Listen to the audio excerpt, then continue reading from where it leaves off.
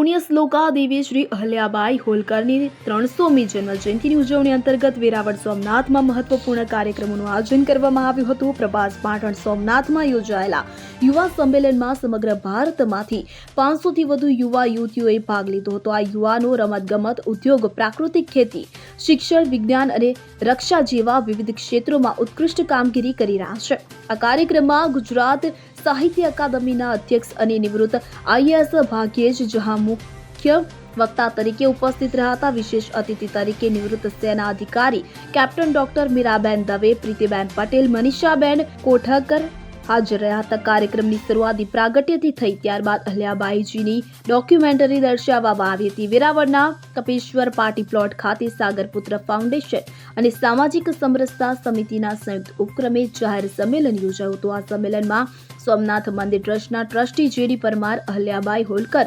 ત્રિશતાબ્દી સમારોહ સમિતિના મંત્રી અને ઇન્દોરના સમાજ સેવિકા માલા ઠાકોર સહિત અનેક મહાનુભાવોએ અહલ્યાબાઈના જીવન વિશે પ્રેરક ઉદ્બોધન આપ્યું હતું। કાર્યક્રમમાં શહેરના પ્રબુદ્ધ નાગરિકો પરિવાર સાથે મોટી સંખ્યામાં જોડાયા હતા। Bureau report CN24 news.